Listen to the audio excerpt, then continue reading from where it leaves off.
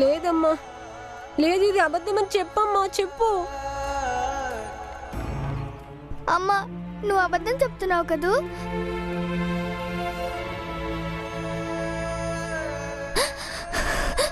నువ్వు మమ్మల్ని భయపెడుతున్నావు కదూ? ఎందుకంటే మేమందరం మాలో మేము గొడవ పడకూడదని. అమ్మా, మేము ఇక నుంచి మాలో మేము గొడవలు పడమమ్మా.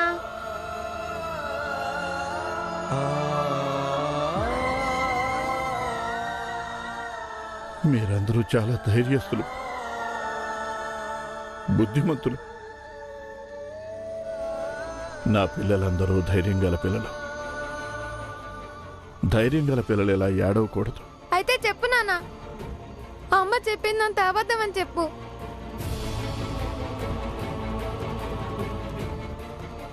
నీ నోటి చదువుతుంది అబద్ధమైతే బాగుంటు.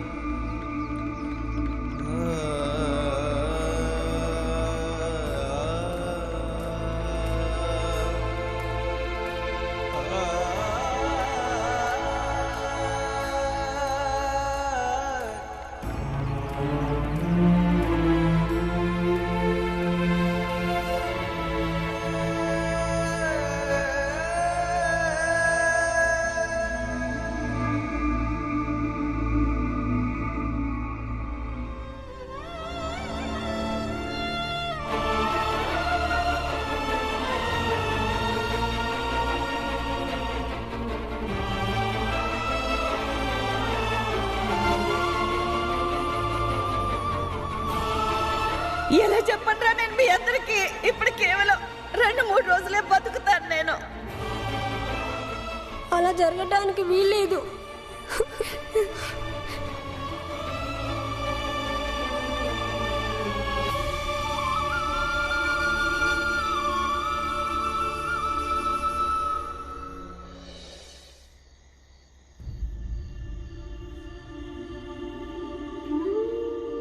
సేట్ గారు, మీరందరూ వెళ్ళి మీ పెళ్లి రోజు జరుపుకోండి. నేను మరీ అంత కఠినాత్ముడిని కాదు ఈ పరిస్థితుల్లో ఉత్సవం జరుపుకోవడానికి. లేదు సేట్ గారు, భీమాబాయి చివరి కోరిక తను చనిపోతున్నా కూడా ఆఖరి క్షణం దాకా తను విచారంగా ఉండనని చెప్పింది. అలాగే తన కారణంగా వేరే వాళ్ళని విచారంగా ఉండటం చూడలేను అంది. అందుకని మీరు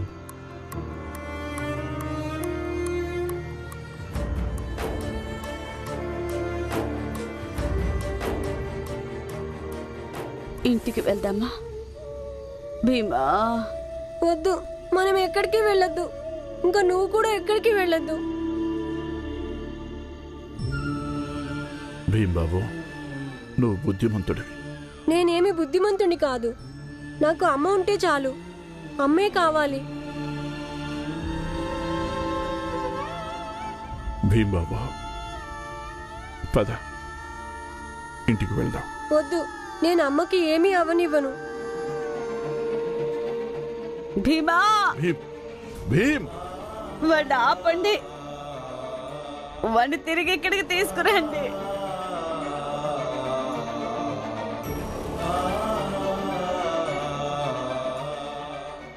భీమ్, భీమ్, ఎక్కడికి వెళ్తున్నావు బాబు? నాన్న, నేను వైద్యురాల దగ్గరికి వెళ్తున్నాను. ఆమె దగ్గర మందు ఉంటుంది. ఆవిడ దగ్గర ఏ మందు లేదు. అయితే నేను బొంబాయిలో ఉన్న డాక్టర్ దగ్గరికి వెళ్తాను. వాళ్ళ దగ్గర ఉంటుందిగా మందు. వైద్యురాలు చెప్పింది ఈ జబ్బుకి ఏ మందు లేదంట. అలా ఎలా సాధ్యమవుతుంది నాన్న? ఒక రోగానికి ఎలాంటి మందు లేకుండా ఏదో ఒక మందు ఉంటుందిగా. ఒకసారి అడిగి చూద్దాం నాన్న. రా నాన్న. భీమ్ బాబు, రేపు ఉదయం నేను వెళ్తాను.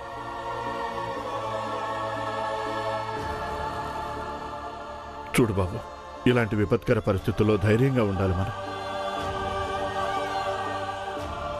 నీ వయసు పిల్లలకి ఈ లోకంలో తల్లి కంటే ఇంకేది ఎక్కువ కాదు. కానీ దుఃఖం పంచుకుంటే తరుగుతుంది. పద.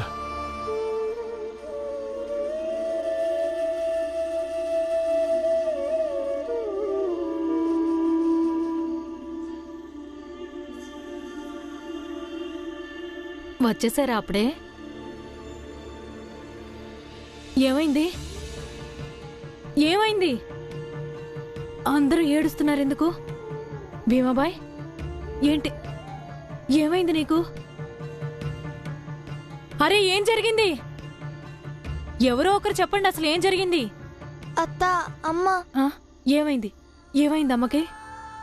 అమ్మ మనల్ని వదిలేసి వెళ్ళిపోబోతుంది. వదిలేసి వెళ్తుందా? ఎక్కడికి వెళ్తుంది? అమ్మ ఎక్కడికి వెళ్ళటం లేదు. నేను నాన్న కలిసి హాస్పిటల్కి వెళ్తాము బొంబాయిలో. ఒకవేళ బొంబాయిలో కూడా మందు లేకపోతే అప్పుడు మేము 7 సముద్రాలు దాటైనా వెళ్తాము. అమ్మని అలా ఎలా చచ్చిపోనిస్తాము? చచ్చిపోతుందా? ఏమంటున్నారు అసలు? వీళ్ళందరూ ఏమంటున్నారు అన్నయ్య? భీమాబాయ్, భీమాబాయ్, అసలు ఇదంతా ఏంటి?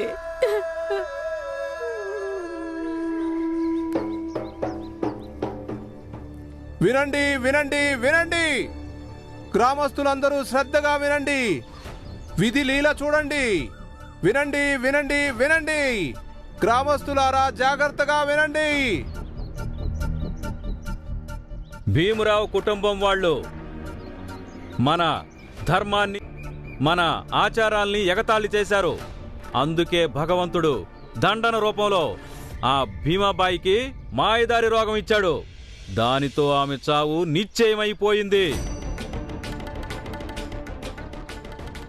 ఇది మన అందరి విజయం. ఇప్పుడు ఈ విజయోత్సవాన్ని మన గ్రామస్తులు అందరం కలిసి జరుపుకుందాం. ఏమంటారు? డబ్బుకొట్టు. పదండి సిద్ధాంత్ గారు. వినండి, వినండి, వినండి. గ్రామస్తులారా అందరూ శ్రద్ధగా వినండి. చాలు, అందరూ ఇలా ఏడుస్తూ కూర్చుంటే రేపు చచ్చిపోయేదానికి కాస్త ఇవాళే చచ్చిపోతాను. భీమరావు, భీమరావు, ఈరోజు నీకు పరీక్ష ఉందిగా, నువ్వు ఇంకా తయారవ్వలేదేంటి?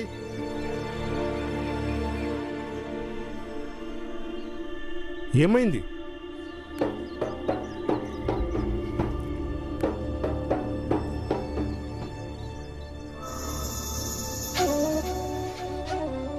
అంబేద్కర్ మాస్టారు, చదువు గిదువు పరీక్ష గిరీక్ష తర్వాత చూసుకోవచ్చులే. ఒక శుభవార్త వినండి. ఈ భీమాబాయి ఉందే, ఈమెకి దేవుడు మాయదారి రోగం ఇచ్చాడు. పాపం 1-2 రోజుల్లో ఈమె అంతిమయాత్ర ఖాయం.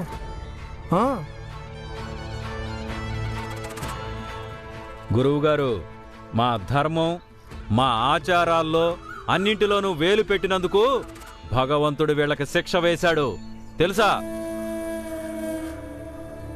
ఏం పిచ్చి మాటలు మాట్లాడుతున్నారు మీరందరూ?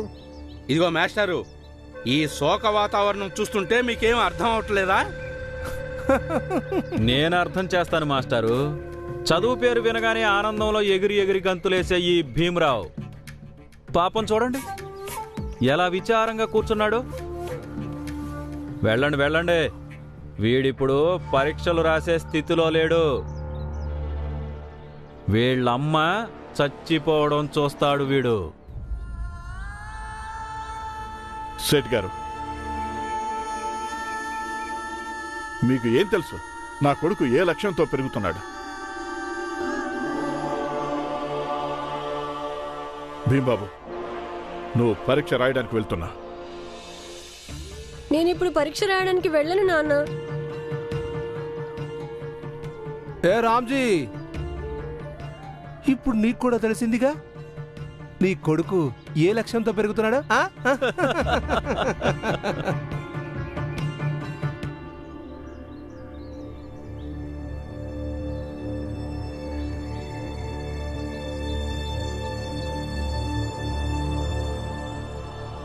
ఆనంద్, పట్టుకో.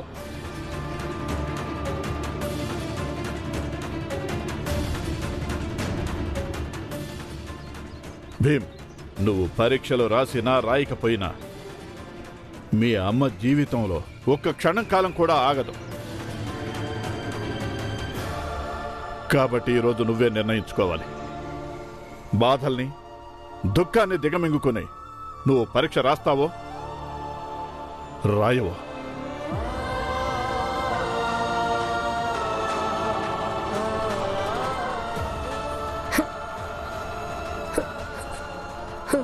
అమ్మా, ఇంత దుర్మార్గుడువైన నీచమైన తండ్రివి సుబేదార్. ఒక పక్క తల్లి చస్తుంది, అయినా నువ్వు వీడిని పరీక్ష రాయడానికి పంపిస్తున్నావా? బాగుంది. ఒకవేళ ఈరోజు భీమా పరీక్ష రాయడానికి వెళ్ళకపోతే ఇక వీడి మనసులో ఈ విషయం జీవితాంతం నాటుకుపోతుంది. ఈ పరీక్షకి వీడి తల్లి చావు అడ్డొచ్చిందని.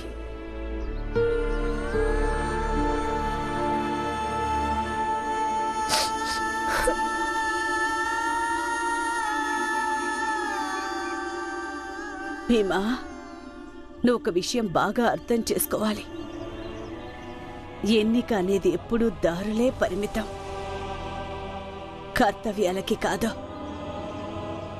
చదువుకోవడం నీ కర్తవ్యం, దారి కాదు. భీమా, నేను నీకెప్పుడూ చెప్పలేదు కదా, కానీ నేను చిన్నగా ఉన్నప్పటి నుంచి నాకు చదువుకోవడం చాలా ఇష్టం. కానీ ఒకటేమో ఆడపిల్లని, దానికి తోడు ఆ కాలంలో ఎవరూ చదివించలేదు. అందుకని నా పిల్లలు చదువుకుంటుంటే నేను చదువుకున్నట్టే అనిపిస్తూ ఉంటుంది. సంచి తగిలించుకొని చేతులు అన్నం డబ్బా పట్టుకొని స్కూల్కి వెళ్తుంటే అప్పుడు నాకు అనిపిస్తుంది నేనే పుస్తకాలు పట్టుకొని అన్నం డబ్బా పట్టుకొని స్కూల్కి వెళ్తున్నట్టుగా. నువ్వు ప్రథమ శ్రేణిలో ఉత్తీర్ణుడవైతే నేను ప్రథమ శ్రేణిలో ఉత్తీర్ణురాలనైనట్టు అనుకుంటాను. అందుకని మీ అమ్మ నీ చదువుకి ఆటంకం కాకూడదు, ఉత్తేజం అవ్వాలి. అందుకని నువ్వు వెళ్ళు.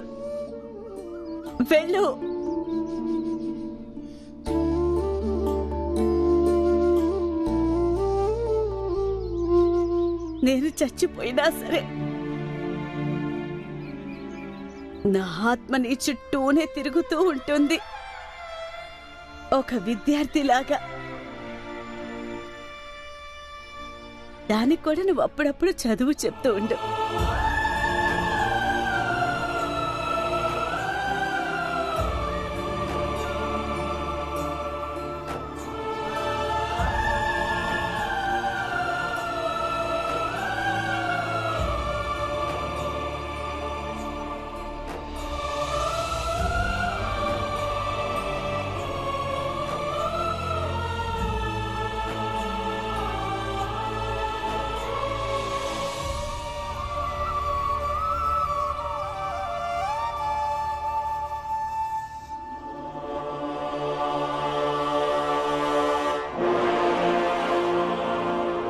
మాత నుదుటిపై కొత్త రాతవి, శక్తిదాతవి.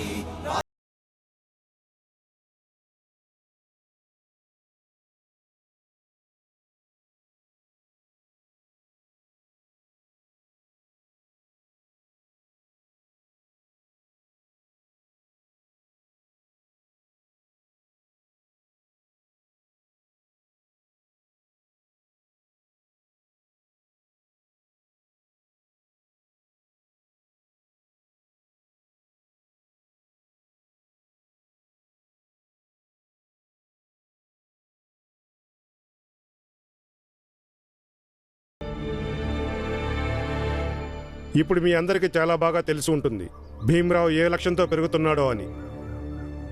ఒకవేళ భీమరావు లక్ష్యమే అందరికీ కనుక ఉంటే అప్పుడు భవిష్యత్ తరాలు ఎంతో ఆదర్శంగా, సమాజం ఎంతో శక్తివంతంగా ఉంటుంది.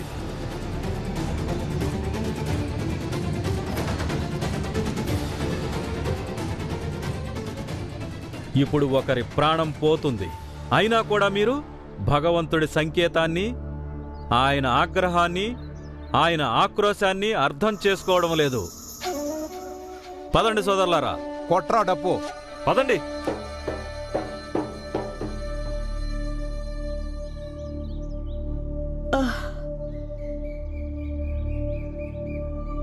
భీమాబాయ్, నేను బొంబాయి వెళ్తున్నాను.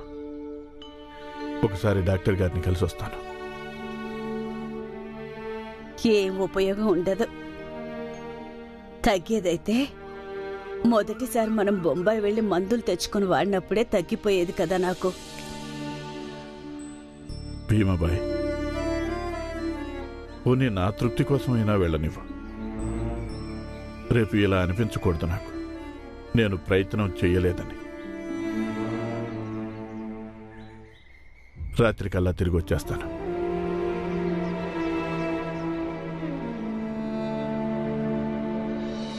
భీమాబాయ్, ఆ అన్నయ్య చెప్పింది విను. అన్నయ్య, నువ్వు వెళ్ళు. అవును రామ్జీ, పద, నేను నీకు స్టేషన్ దాకా తోడొస్తాను. సరే, తొందరగా వచ్చేయండి.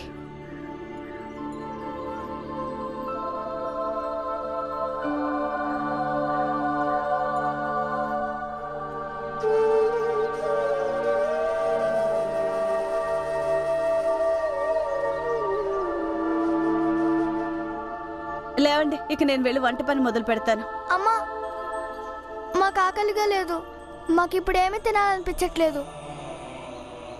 అవునమ్మా, మాకేమీ తినాలని లేదు. నువ్వు కేవలం మా దగ్గర కూర్చో చాలు.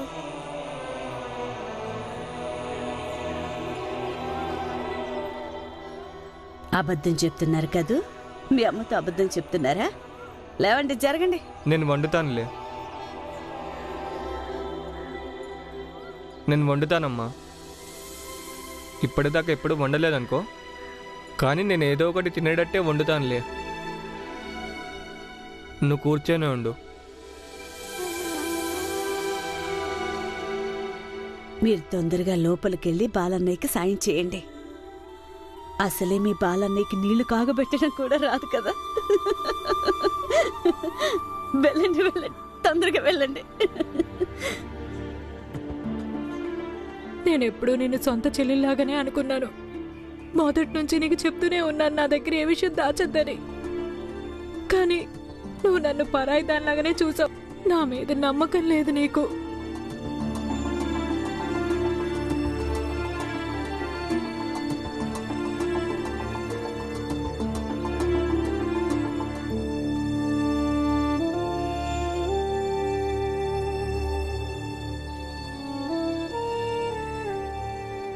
వదినా, నేనెప్పుడు కూడా ఇదే కోరుకున్నాను. నా కుటుంబంలో వాళ్ళు సంతోషంగా ఉండాలని. ఒకవేళ ఈ కుటుంబానికి ఏదైనా కష్టం అంటూ వస్తే గనుక ముందు నాకే రావాలని. ఎందుకంటే నాకు ముందు వెనుక ఎవరూ లేరు, పరువు బాధ్యతలు లేవు. నేను చేస్తే ఏడ్చేవాళ్ళు ఎవరూ లేరు.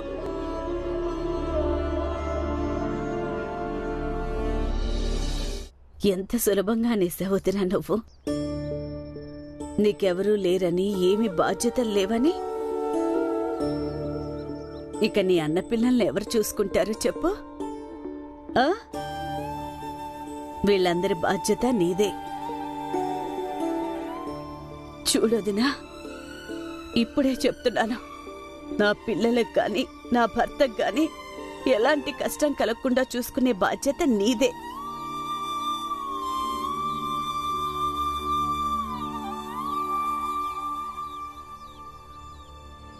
నీకొక మాట చెప్పాలనుకుంటున్నాను.